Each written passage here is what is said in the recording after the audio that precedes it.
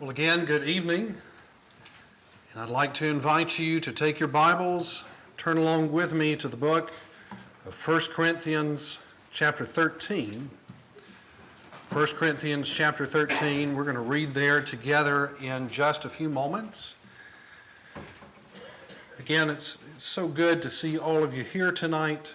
I truly am thankful for the grace of getting to be with God's people. I've so enjoyed our time together so far, and I'm thankful that we've got a couple of nights left, Lord willing, after this one.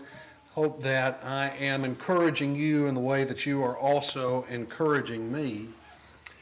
We're going to be talking about communication tonight, and I'll define that a little bit more and why that's important to God's people in just a moment. But something that used to frustrate me whenever I would be reading a book or I would be maybe watching a movie is that so often they were based around what at least I felt was kind of an unbelievable plot point. It would always involve somebody saying something and someone else misunderstood it entirely, and then the rest of the movie is all around them finally getting, oh, okay, well, that's not what he said, or that's not what she said meant, and I always felt like that was so unrealistic. But the more that I see, and I think some of you have probably seen more than me, that's probably about the most realistic situation that you could build a story around. That happens all the time. Not too long ago, I had taken my parents to a little French bakery. And we were sitting there, and it was owned by a lady who had come over from France, and everything was very delicious and wonderful.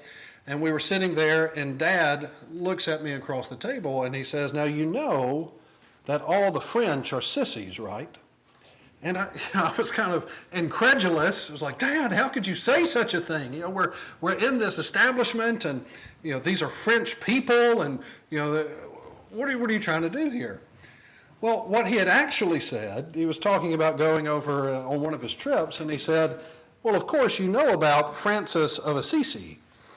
And, you know, that's kind of silly, but it's silly because, you know, there are other people at the table, and they can help us, to hearing impaired individuals, sort of work that out.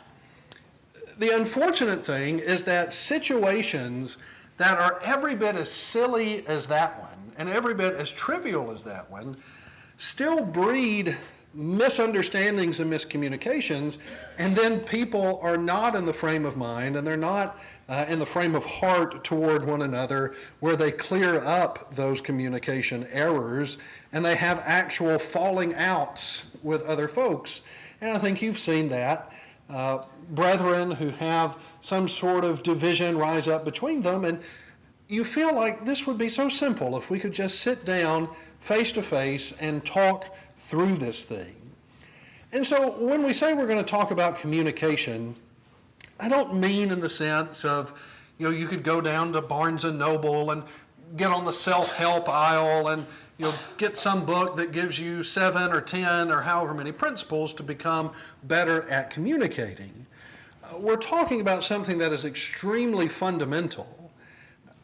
It doesn't get more fundamental in our ability to spread the gospel than whether or not we know how to communicate to people. And when it comes to talking about Jesus, we have to be able to communicate to others in a helpful way, a loving way. When it comes to having a sense of peace, a sense of unity that is preserved among God's people, again, we've got to be able to communicate. And we're going to look at 1 Corinthians because I feel like the church at Corinth provides such a good example for folks who had to improve and learn about some things regarding communication. Sort of on a broad level, they needed to learn about godly communication. As you remember, the first few chapters of the book talk about how everyone is seeking their own interests. They're sort of dividing themselves into these little parties here and there. And then later on in the book, there's even a more literal lack of communication as people are hopping up and speaking in tongues with no one to interpret. The solution for all of their problems, as Paul gets to chapter 13, is that they needed to have both a better appreciation of what love is, a better appreciation for love, And they needed to have a better practice of putting love into the things that they were doing. Now, I think it's important that we remember that the context of this great passage, we hear it read at funerals, not funerals, that's a Freudian slip if ever there was one. We hear it read at weddings, and maybe it's cross-stitched or put on a blanket in the home, and maybe that's the general context that we think of it as this is a love passage, and this is good for the homes and families, and of course it is. But as Paul is writing this to the brethren at Corinth, he's talking about love that needs to exist in a local church. Love that has to be present among brethren if they're going to be pleasing to God. And so as they have a better understanding of what godly love looks like, they'll determine to put it into practice. It'll maybe change the ways that they interact with each other, and the relationships would be different. Now, I want us to read the entirety of the chapter, just 13 short verses, to help us have the context, but we are going to be focusing especially on verse 7.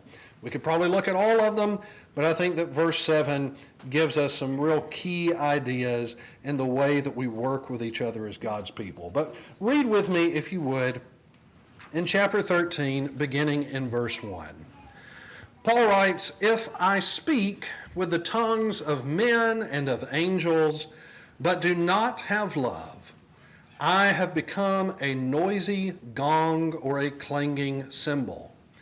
And if I have the gift of prophecy and know all mysteries and all knowledge, and if I have all faith so as to remove mountains, but do not have love, I am nothing. If I give all my possessions to feed the poor, and if I surrender my body to be burned, but do not have love, it profits me nothing. Love is patient. Love is kind. It is not jealous. Does not brag, is not puffed up. It does not act unbecomingly, does not seek its own, is not provoked, does not take into account a wrong suffered. It does not rejoice in unrighteousness, but rejoices with the truth. It bears all things, believes all things, hopes all things, endures all things. Love never fails. But if there are gifts of prophecy, they will be done away. If there are tongues, they will cease. If there is knowledge, it will be done away. For we know in part, and we prophesy in part, but when the perfect comes, the partial will be done away. When I was a child, I used to speak like a child, think like a child, reason like a child. When I became a man, I did away with childish things. For now we see in a mirror dimly, but then face to face. Now I know in part, but then I will know fully, just as I also have been fully known. But now abide faith, hope, love, these three, but the greatest of these is love. As I said, we're going to be looking at these four principles from verse 7. We're going to take them maybe just a little bit out of order. I've tried to group them by like kind. But let's talk about believing all things. I think the first thing that we need to say when we say that love believes all things is that Paul is not describing love as just walking around being easily duped, that love is somehow gullible and you can bring the most tall tale that you've ever concocted and love just always swallows it hook, line, and sinker. Now, in reality, someone who is practicing godly love, they very well may get taken advantage of by other people, but it's not because they just don't know any better and they're just that easy to fool. When Paul speaks about belief in this verse, it is an action that carries with it an element of choice. In other words, love may choose to believe something. And I don't mean it chooses to believe something that it knows is false in the face of truth, but rather if I am believing all things, and within this context, I am believing all things about my brethren, about you, about each other, then I am choosing to eagerly assume or believe the good in the actions that you demonstrate, in the words that you may speak to me, and even and especially the intent behind those actions and words. And I think that we could all admit that this is an area that we have to resist an awful lot of worldly conditioning. The world conditions us to really go in the opposite direction of this. We are conditioned by social media, by counselors, by people with seemingly good intent, that practically we should just go ahead and assume the worst in the words and actions of others.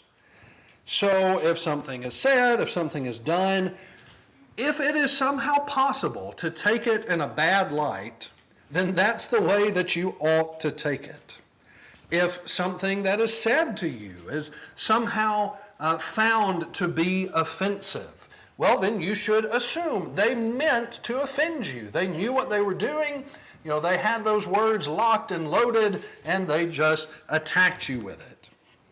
Now, the problem with that, among other things, is that it just doesn't leave any room for grace and mercy. Everything is seen from the perspective that, well, really, folks are just out to get us. And so whatever is said, whatever is done, really involves just a lot of premeditation because people are intending to be hateful against you. Now, I think the other problem with that is that we have to assign motives to people. And that would require us to have a skill that none of us actually have.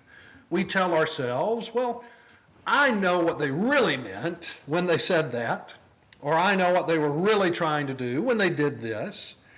And of course, on a basic, just sort of factual level, we know that that can't be true because earlier in the book, in chapter 2 and verse 11, Paul says that no one knows the thoughts of a man except the spirit of the man within. But I would suggest that there's probably a broader problem at work when our love is falling short of believing all things. We need to remember who we're talking about. This isn't just some stranger on the street or someone who pulls out in front of me and I have to kind of think, well, maybe they just didn't see me or not. We're talking about our brethren here. We're talking about fellow saints, those who are fellow stones in the house of God. So let's suppose tonight, after the lesson's over, I'm standing in the back and mulling around with a few of you, and one of you comes up to me and you say, brother, I really got a lot out of tonight's lesson. Well, there's a couple ways I could go with that. I could say, well, thank you, I appreciate that. Or I could say within myself, only tonight's lesson? I guess they didn't like last night's lesson. I guess I came out here on Sunday and Monday for nothing. Can't believe they would say something like that to me. Now, would it make sense for me to really wonder, well, I guess they must have just hated all of the rest of my preaching? Would that make sense, not just in a rational context, but within the context of everything that I know about this person to be true? Let's say it's Brother Brakefield over here, and that would require me to just put out of my mind that here's someone who had me in their home just the other night, welcomed my family in, had me at their table, fed me, and yet now I'm just disposed to say, well, I know what he really meant. And maybe that sounds like a far-fetched example, but that happens all the time. We get up and we notice that someone's not here, and so we call to check on them. We assume they're sick. Yeah, we missed you. You doing okay? They were so judgmental when they called me. I was just calling to check and see if you were doing all right. Is there anything we can do to help? Why are they always in other people's business? Why are do they think that they're police or they're the judge? They've got to find out where I am at all times. Just go ahead and put a GPS tracker on my ankle. I guess this is what it's like. They were right. I really have joined a cult. Now again, if I am thinking about what I actually know regarding my brethren, how does any of that make sense? Well, it doesn't. And yet, so often, Christians can just put out of their mind whatever they know about their brethren and assume the worst. Now again, we're not speaking about gullibility. We're not speaking about a lack of discernment or just being naive. We're talking about a choice. That whatever it is, I can choose to assume the good. I've got to assume something, but I can choose to assume the good based on what I know about these people. Well, similarly, Paul says that love hopes all things. And in the same way that I would say that this belief is not gullible, I would say that this hope is not an unreasonable hope, that somehow we just detach ourselves from reality and say, well, I gave this person $10 to buy gas 20 times in a row, and they have bought 20 $10 lottery tickets in a row. I don't know if you can get a lottery ticket for $10, incidentally. Again, hypothetical things. So, the 21st time, I have confidence. I hope that they're going to do something different. Okay, that would be an example of an unreasonable hope. I just don't have anything to base this on. I'm not living detached from reality. Leon Morris, a denominational scholar, but one who has made some good observations on Scripture, on this verse says this is not an unreasoning optimism which fails to take account of reality. It is rather a refusal to take failure as final. And I particularly love the end of that observation, that it does not deny that brethren are going to fall short. It does not deny that God's people, while striving to pattern themselves after Him, to walk in the steps of His Son, that they are still going to fall short and they're going to have to repent. But what it says is that whenever those failures come along, I don't just throw up my hands and say, well, that's it. You failed. I'm done with you. There are going to be times where we hurt each other. I would say some of those are going to be accidental and incidental, and maybe sometimes we get carried away and it's on purpose, a moment of rash behavior and thought, but on purpose nonetheless. And so I have to struggle to hope that my brethren can be different, that they can improve, that they can change. And I think that this is another way in which godly love finds itself running in a cross current from what our culture tries to instill in us. If someone lets you down, let me give an aside here. I understand that there are bad influences. This very book says that there are bad influences. In fact, isn't it in the very next chapter where we are told that evil companions corrupt good morals? Maybe I'm making that up. I get it transposed with 10 and 14, but there is such thing as people that we ought not to be around. But one of the phrases that I hate the most from self-help communication culture is toxic people. And a toxic person, loosely defined, can be pretty much anyone who is bringing you down, anyone who is a drain on your resources or energy, anyone who's taking from you more than they are giving. And the reason why I don't like that term is because very often that's me. I'm the one who is taking, and I try to be where I can give back. And sometimes I'm in that position. But I think if we're honest, that while it would vary from relationship to relationship, by the world's definition, we would all be toxic people because we all let each other down, and there are all times where we have to be pulled up by others. There are all times where we're going to hurt each other inadvertently. But the world says when those things happen, you got to cut those people off. Once somebody's let you down, that's all you expect from them. You should expect other people to disappoint you. I don't mean that in the sense that we leave room for others to make mistakes, but we are actively looking for failure on the part of others. And we do so to the point that we really start to interpret things in the light of failure, whether they are or not. And so we have conversations that take place between brethren where maybe conflict is attempted to be resolved, but it blows up very quickly and someone says, well, I knew that's what you were going to say. I knew this was what to expect from you. I should have known better. Or I knew this is how you would be. I knew this is what you would do because this is how you always are. You always act like this. And most often those things are said without actually having heard or observed what the other party is bringing to the table. A moment ago we said that these attitudes that the world endorses, they don't leave room for mercy, they don't leave room for grace. And it would be so horrible to imagine if this was the way that Jesus dealt with us, if this was the pattern that we read about when Jesus dealt with others. You think about in Matthew chapter 17 and verse 4, we're on the Mount of Transfiguration.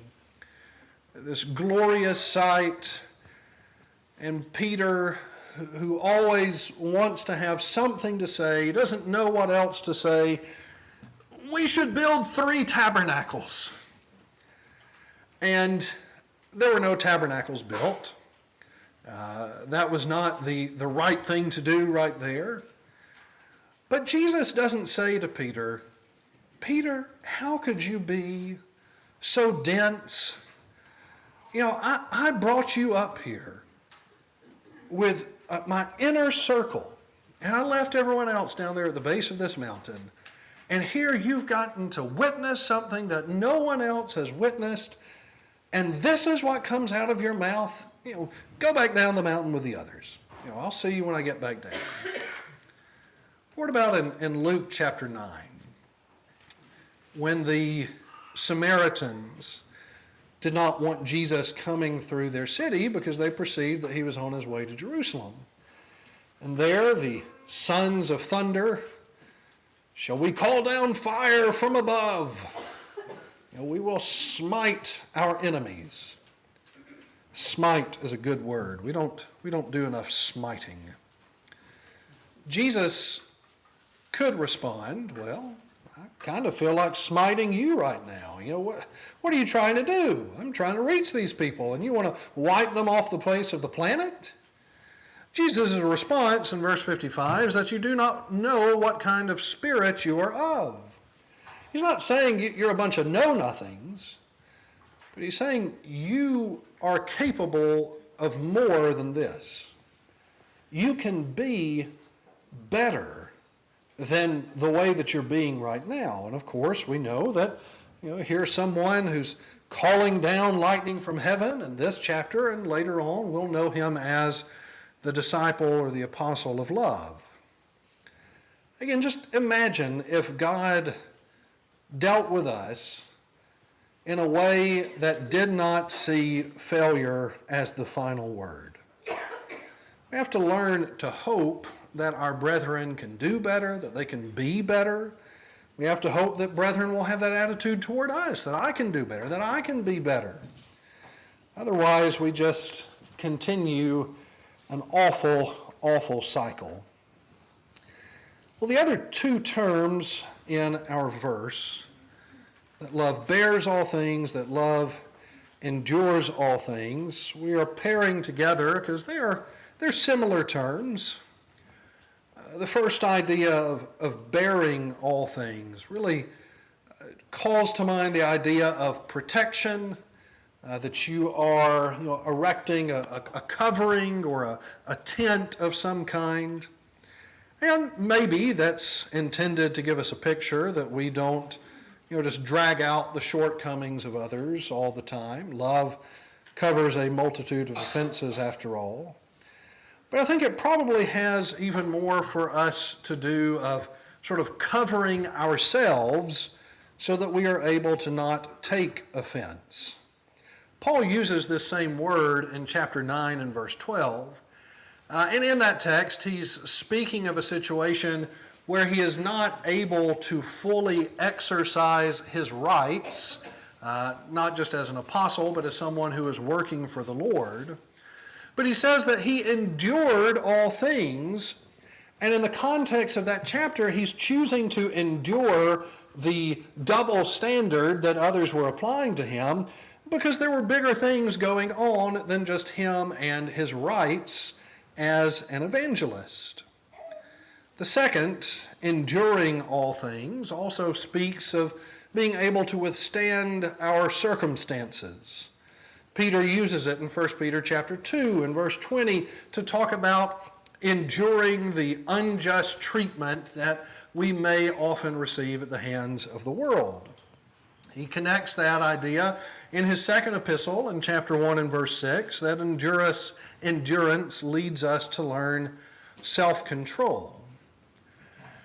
Now, here's the way I would like to apply these two terms. Again, we are establishing that sometimes as brethren, because we are people, we're all learning to both tame our tongues and bring our behavior in line with Jesus.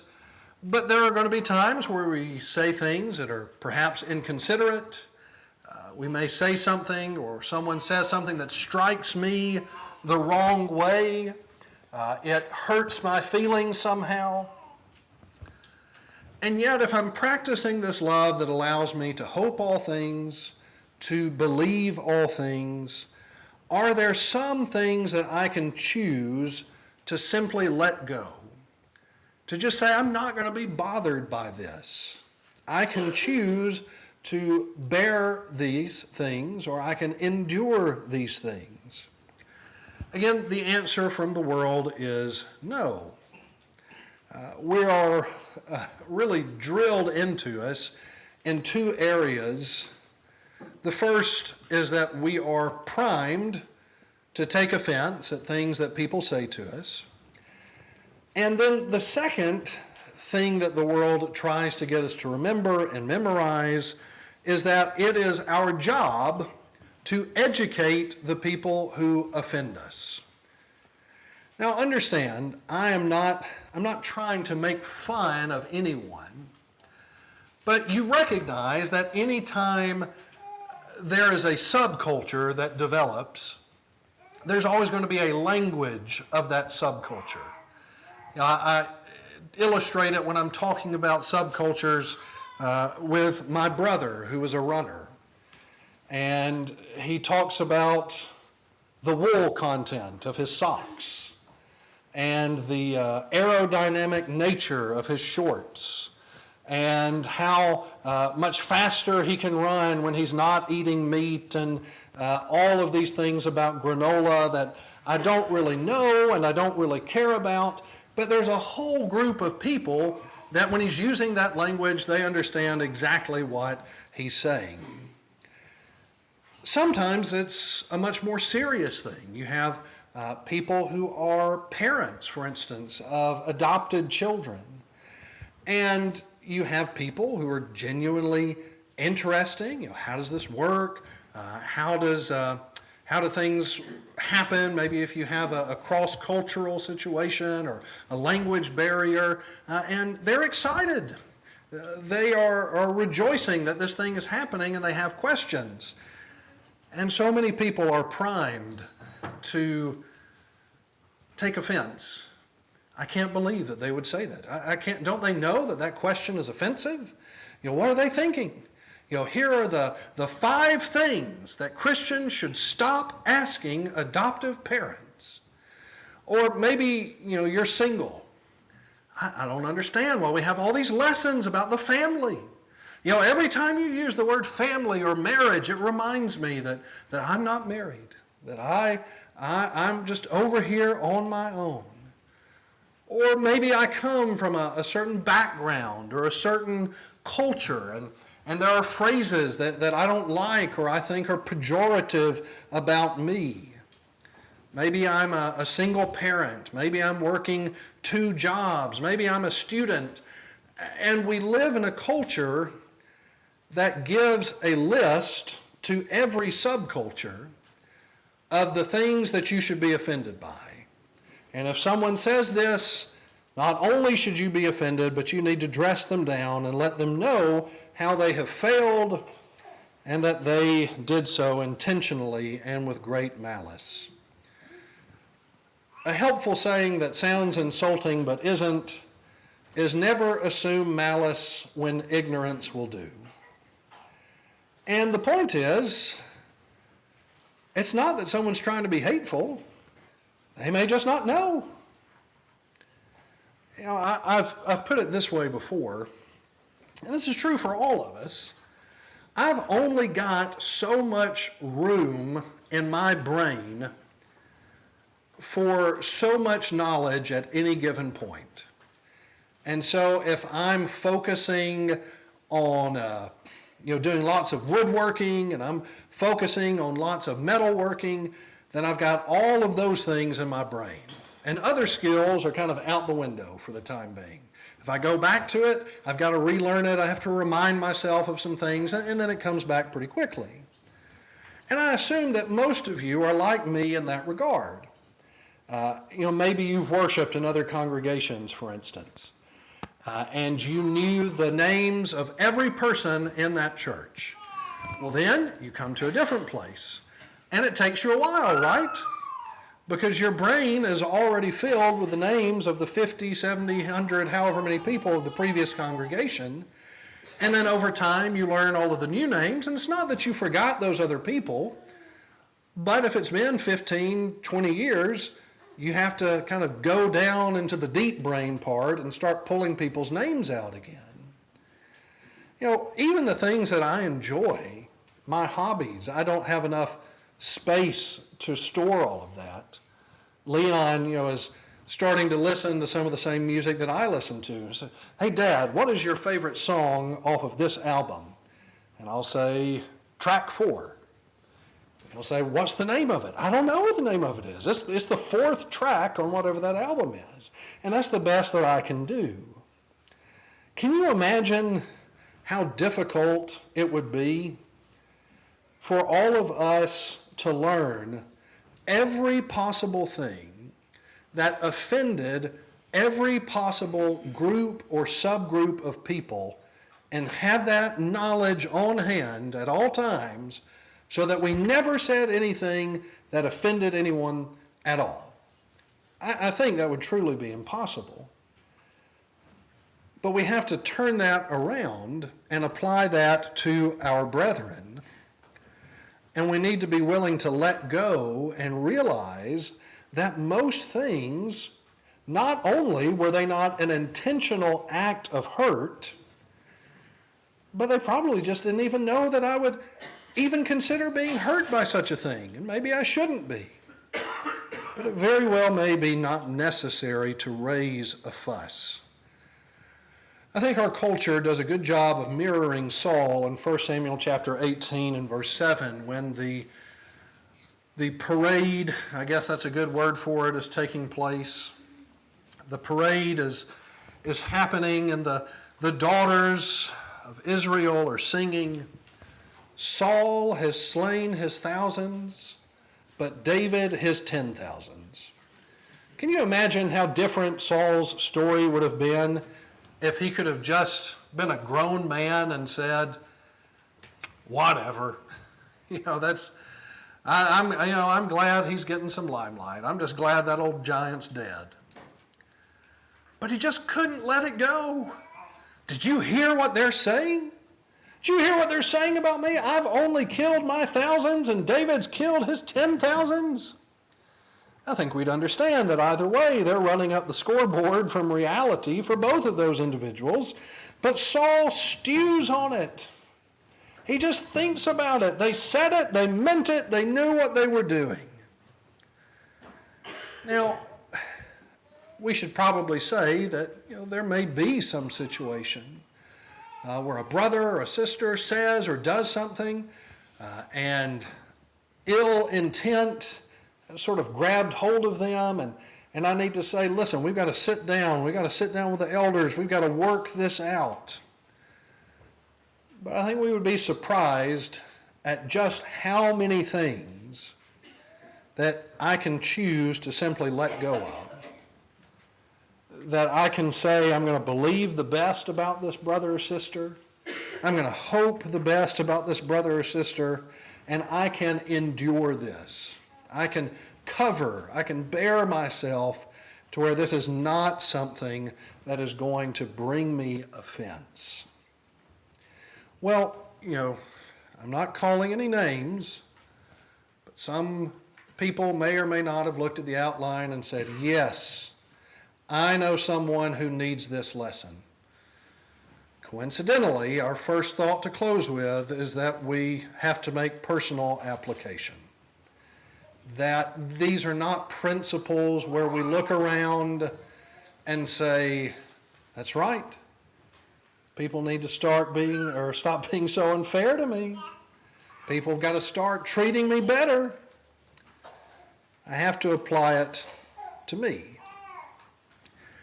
And I cannot emphasize enough that we have to learn to think better of our fellow Christians.